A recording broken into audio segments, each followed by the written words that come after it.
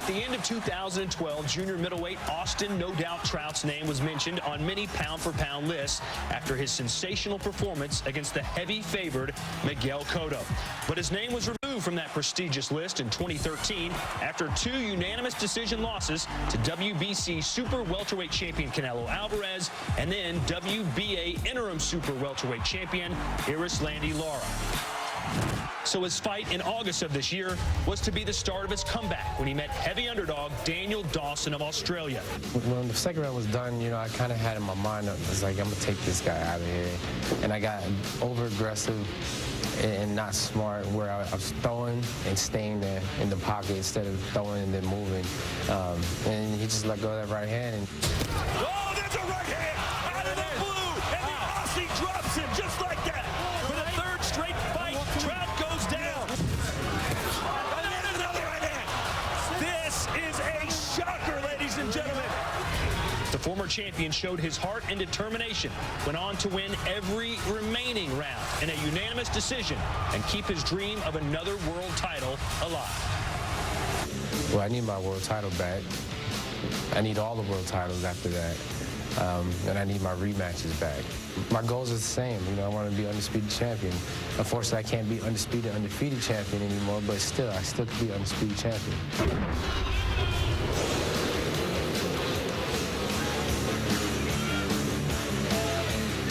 There is Luis Grajeda, as I mentioned, fighting memory of his mother who died of cancer in November. He's a 2-time Mexican amateur champion, and he last fought Willie Nelson here on ESPN Boxing. Gave him a run for his money, had him in trouble, but it was Willie Nelson who ended up getting the victory. As for Austin Trout, dropped twice in the third round, as you just saw, by Daniel Dawson. That's the last time we saw him in action. But to his credit, Austin Trout got back up, dominated the rest of the fight, put Dawson down for the first time in his career, and now Trout is back, hoping for a big-time fight after tonight's bout, should he be victorious. It is now time for Teddy Atlas's fight plan, and when he talks about Trout, he goes fishing. The last time somebody came here fishing for trout, they always had him hooked and on the boat. Dawson had him down on the floor 2 times, but Trout came back to win and swim. I mean, fight yet another day. Now, how can Grajeda reel in a win? Oh, let's find out. Let it go. Let the big one go for a second. Southpaw, Trout, Grajeda. Well, there's ways that you get the win the same way Dawson almost did, with a right hand. The southpaw killer. Best punch for Grajeda. Set him up. Notice that Trout moves his head most of the time when a punch is coming at him to that side, his left. So use a throwaway punch. Use the left hook. Boom. Decoy. Just to move him over there. Then Grajeda's best punch. Bang. Great uppercut. If he can do that, well, he goes from the frying pan out into the lake, swimming around, getting a nice big win. I know how does Trout stay out of that frying pan and get a win?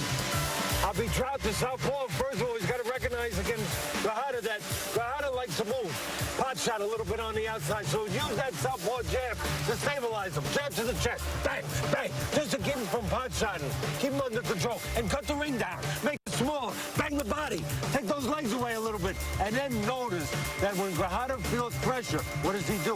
Well, he has a tendency to grab, to clinch a little bit. When he does that, he reaches in a little bit. Bang, bang. Step back. Left uppercut. Right off. And then there will be no doubt. Trout. Nice win. Can you get us some dinner? Yeah, well, I got to catch the trout first. Get to work.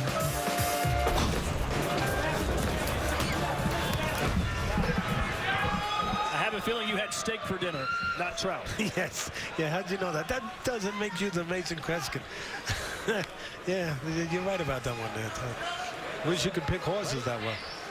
So here we go. This is our main event, but don't let that throw you off. Still to come tonight is our heavyweight battle between Jonathan Banks and Antonio Tarver.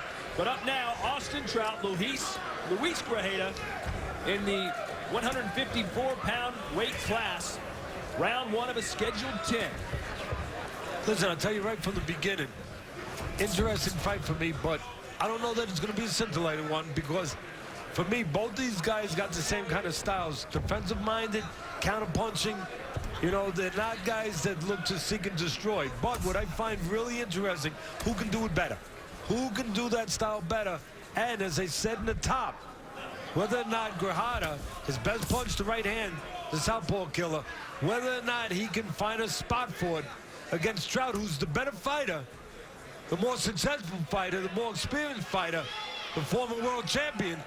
But he has a weakness to right hands, and he showed that in his last fight when he was on the floor twice. Matter of fact, Trout, he's been on the floor in his last 3 fights.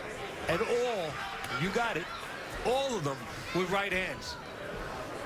Luis Grajeda does not speak English, but I asked him through a translator what he saw from Austin Trout in his fight against Daniel Dawson, and he said that Trout has a quejada de cristal, which is a glass jaw, Teddy. Well, that's one way of saying it, and you can't argue it. You wonder about the chin of Trout. As I said, been on the floor in his last 3 fights, and his last fight against Daniel Dawson, most people thought he had no shot at all, Dawson. Dawson put him down in the 3rd round. It has been a 2-minute feeling out process thus far for Trout and Grajeda. Grajeda told us he was going to come out and be more aggressive.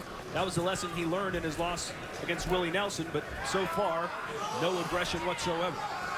Well, I just said it. I mean, I wanted to say it to the fans. I always want to be forthright with the fans. They count the most.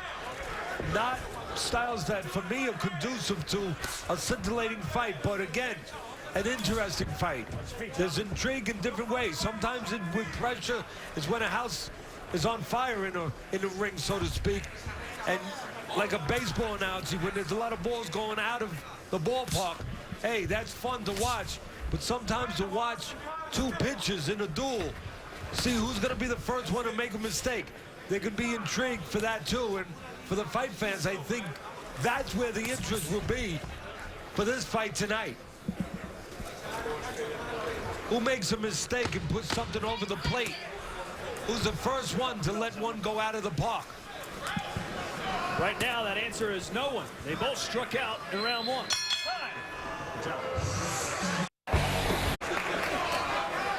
We're back here on this ESPN boxing special, round 2 of a scheduled 10 between Austin Trout and Luis Grajeda.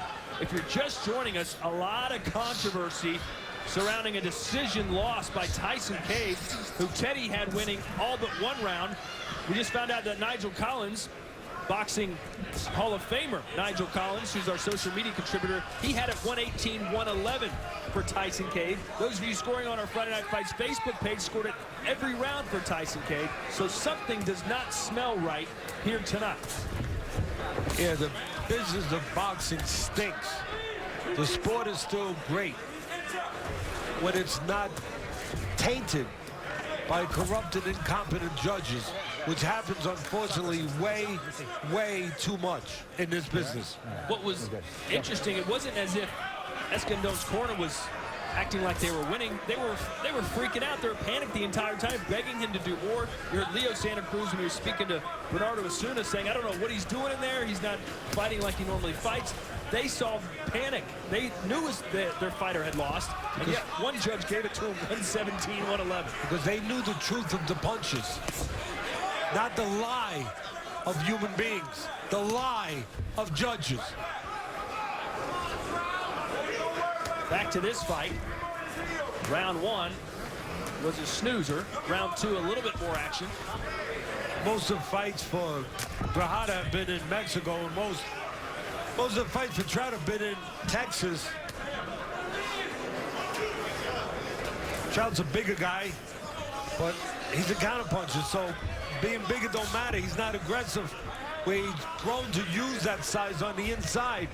Grajeda, smaller guy, half his career at welterweight, half at junior middleweight. Trout, well, he's been a junior middleweight his whole career. But again, I said it right from the top, styles make fights. And for me, if I'm picking fights, I know that I'm not picking this fight as far as styles to make a great, bonfire fight. But again, the interest is who makes a mistake first, who blinks first, or maybe who steps on whose foot first. And Trout, the southpaw, again, you have a southpaw and an orthodox fighter. That lead right foot of the lefty, Trout, can step on the lead left foot, and he just missed there, of the orthodox fighter. Grajeda, sometimes on accident, sometimes accidentally on purpose, to get a little edge. Trout lunging in. Grajeda listed as a 10-1 underdog in Las Vegas. So all the pressure on Trout to perform tonight. Stop at the bell, gentlemen.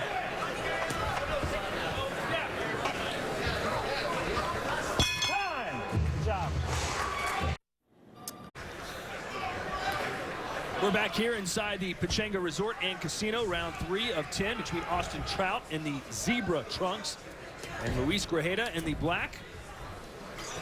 Grajeda 17-3-2 with 13 knockouts. No doubt Trout 27-2 with 14 KOs.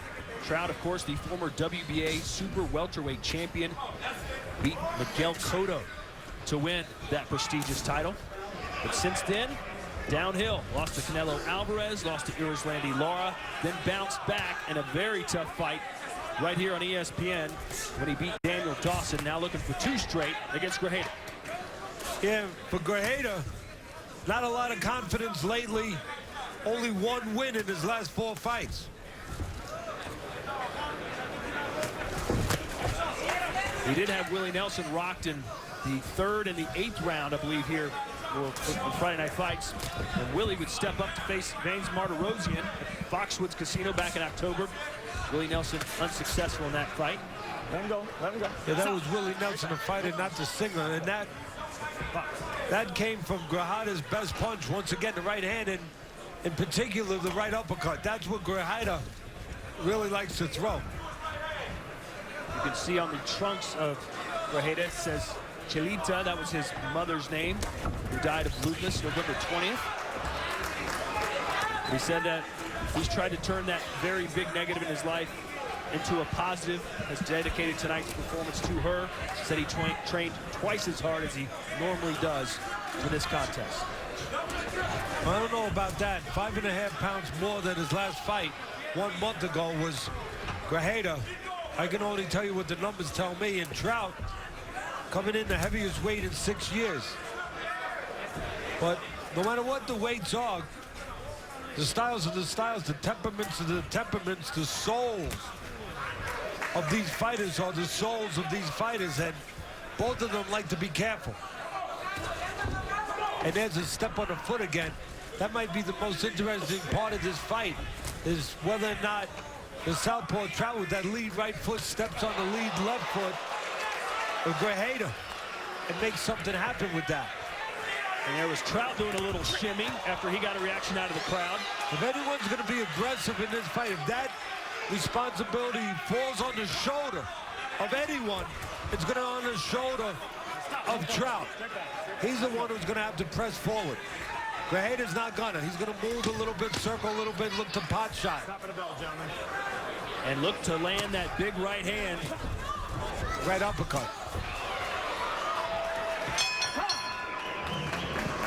This Tuesday. Left hand. That's a 4-5-6, all right?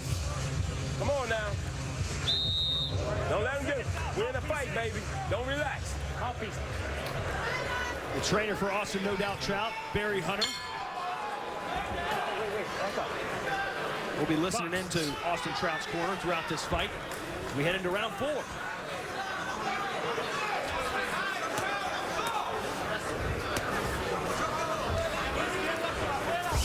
If you're wondering about Austin Trout's nickname, no doubt, he said he got it when he went to the Olympic trials and no one knew who I was, and he heard people saying he's going to get knocked out, no doubt.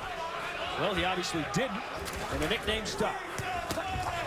Again, if anyone's going to be aggressive, it's going to be Trout. Even though he's not a seek and destroy missile, he'll be the one with the pressure to push the fight, push the envelope a little bit, and mostly it'll be with the jab and left hands to the body. You know, the jab to neutralize Grajeda on the outside, keep him from pot shot. You know, jab to the chest. I think you're going to see that with Trout. That's what I would tell him if I was the trainer. See the jab to the chest just to keep Grajeda neutralized, you know, to stabilize him on the outside, and then look for the left hand to the body, take some of that movement away. Let's listen in now to Barry Hunter, the trainer for Trout. Keep walking. Force him to his right hand. Force him right, Austin. Oh, man, you can get rid of him. Don't pull him back. Hold your ground.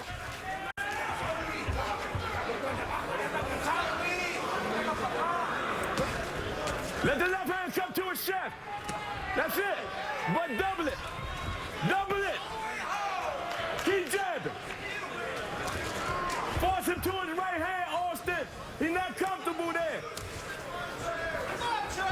That's it. Come on. What I tell you, he's going to fight to get out of there, but you got to get off the line. You don't hear that too often where a trainer is basically saying, we can knock this guy out. Let's go ahead and do it. And one of the things that Trout has to do if he's going to do that is a little better job cutting the ring down. Allowing Grajeda to escape too often. Needs to move a little bit more laterally down the line and take that ring away like he's doing a little bit better now. Close that ring down.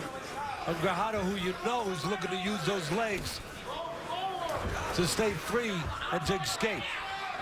You cut the ring down, you move laterally with him, and then you shrink that ring. You close the gap a little bit. But again, no matter what Barry Hunter yells, and he's yelling some things that are right, it's the temperament, the soul, the mind of a fighter. And Trout, he likes to be careful. Wasn't too careful that round. Time. Yes, he was. Canada. The power punch for the southpaw, the left hand where he can turn into it. He turned into that one pretty well. But Grajeda took it well. You need combinations if you're going to drop a guy who's never been stopped like Grajeda in one shot. Not going to do it. And my partner here, my esteemed partner, said, well, Trout, he wasn't careful that last round. I would beg to differ. He was careful, but again, on his shoulders, if anyone's going to be aggressive and take a little bit of the lead here, it's going to be Trout. Yes, he was more aggressive than Grajeda, no doubt about it, but very gradual, very slow, and very careful. Here's Teddy's scorecard through 4 rounds. Trout and Grajeda, 4 rounds for the American out of Las Cruces, New Mexico. Our Facebook scorecard reads very similar, 4 rounds to none. Still to come tonight, our heavyweight contest, Jonathan Banks and the Magic Man, Antonio Tarver. That will come up following this, our main event. So what you can do, and I think Barry Hunter was alluding to this, little teaching going on here, but for the fans, a lot of the fans, they don't need teaching, they already know, but just to point out something, you got a guy like Grajeda who you know is going to use his legs. You got a guy like Trout who, as I said, the pressure's on him to push the fight, to bring the fight. You got to anticipate where he's going to move. He's going to move to his left or his right, his left or his right. And you got to anticipate that and be there to catch him if you want to really land something with a guy who's careful like Grajeda. And just watch what you do. You got right now, and this is what Barry Hunter was yelling about when he was saying move him one way. Give him a little bit of an escape. Like right now, give him a little room to move to his right. Give him that room. Favor your left a little. Let him move to that side. And just as he's about to do it, step over and meet him. In other words, force the guy to move where you want him to. You want him to move towards your power hand, I assume. You'd like to try to move him to his right, to your left. And the way you do that is you move over to your right a little bit. You give him a little room to move out to the other side. And then when you think he's taking the bait, so to speak, you step over and you anticipate. You anticipate he's going to do it. You don't wait till he's going to do it. It's too late then. And you're there to meet him. Like right now, you start to step over to your left, knowing he's probably... And that's a good right and left hand to the body. Good left hand to the body. It landed, he tripped, but it still landed. So it's going to be a knockdown. 7, 8, come here. Grajeda complaining that their feet just got tangled up. That may be the case, but officially it scored as a knockdown. Yeah, he's not hurt, but the punch landed. He went down. He got a knockdown. It may be a 10-8 round.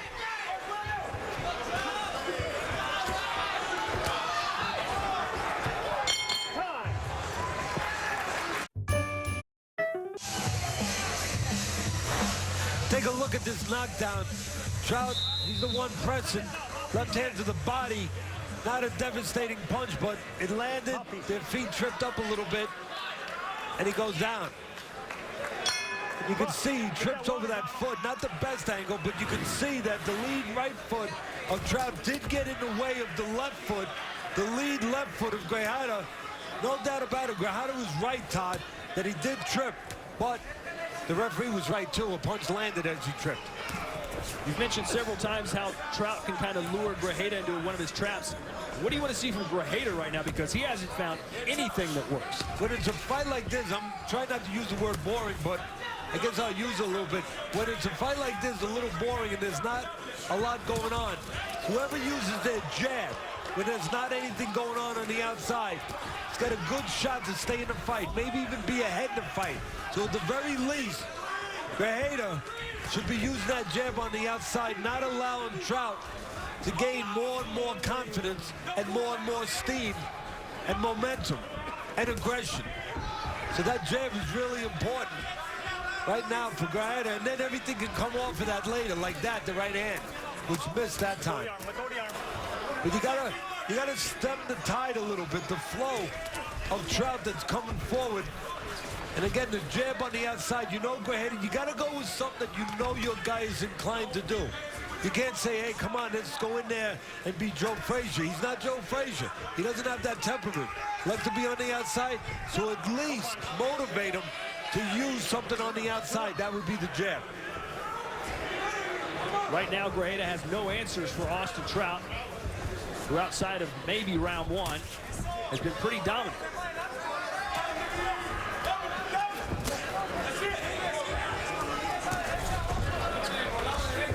Trout promised a performance that would turn heads.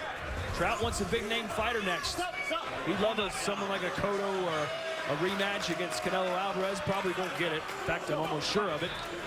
But he wants a bigger fight, wants a bigger payday, and needs to win this fight decisively, perhaps to get it. Well, if you got to get it, he's going about it probably the right way, Trout. Going downstairs, you know, to the body of Grajeda, trying to take those legs, the movement away, and then after he does that, do that, go upstairs. Lamont, or rather Trout, is now training in Washington, D.C. His sparring partner was Lamont Peterson. Said it's raised his level several steps. Felt like Lamont was a good mirror image for Grajeda. Well, I said in the fight plan that Trout would like to cut the ring down, use the jab to stabilize Grajeda on the outside, jab to the chest, and go to the body. He's doing that. And then I said that look for Grajeda to start to fall in. That's what Trout has to look for now. Oh. Still to come, our heavyweight battle featuring that man, 46-year-old Antonio Tarver. Why is he still fighting, we asked him. Well, I'm doing it because, you know, there's a lot of passion and dedication and desire that resides inside, you know what I mean? I mean, even though I've been to the mountaintop, you know, I still feel that, you know, right now, I haven't completed my mission. And I just think that it's to do something that no other man has done, and that's to become the oldest heavyweight champion in history. It'll be Antonio Tarver and Jonathan Banks coming up next. After this, battle between Austin Trout and Luis Grajeda in the junior middleweight division. Trout, the former WBA super welterweight champion of the world, fell on hard times, back-to-back losses, Irislandy Lara and Canelo Alvarez. But he looks pretty good here tonight, looks sharp against the Mexican. Trout's been a boxing fan his whole life. He got that passion from his mother, who he said would host fight parties anytime Mike Tyson was in action.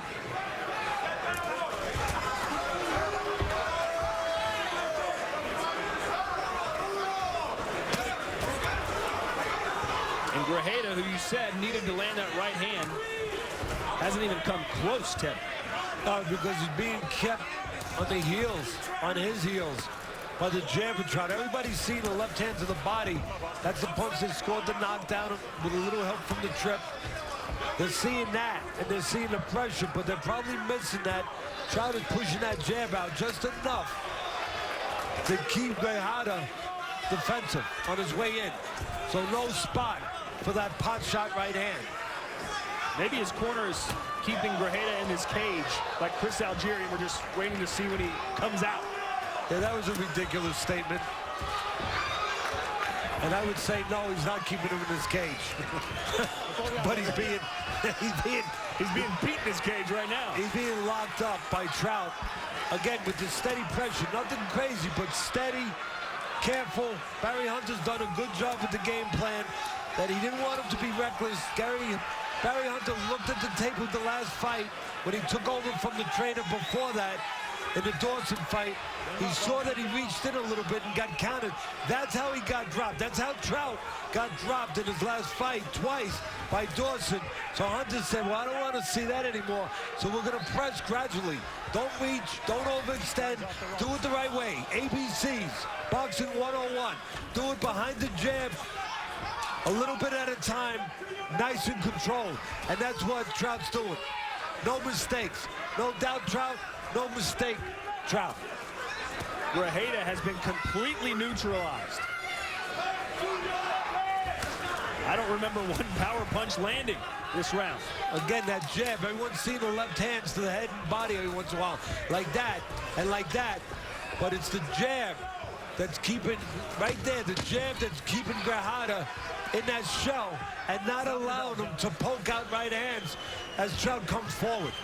3 rounds to go. That there's a rink. Weeknights on TSN. We are back, and the fight is over, ladies and gentlemen. Luis Grajeda quitting on his stool. That will do it, Teddy. No more abuse for Grajeda here tonight. I guess what will do it is steady pressure and body punching. I guess that's what does it. And, you know, I talked about Grajeda earlier. I said he was 5.5 pounds more than his last fight only a month ago. I don't know if he was in top shape, but I know Trout, that steady pressure and banging to the body. And as you said, nothing back from Grajeda. Well, he submitted in the corner. Grajeda looked perplexed from the opening bell and just never could solve the puzzle that is Austin Trout, who improves to 28-2. We send it up now to Ray Flores for the official particular. Ladies and gentlemen, the corner of Luis Grajeda does not allow him to continue into the 8th round. For your winner by technical knockout, Austin, no doubt, Trout.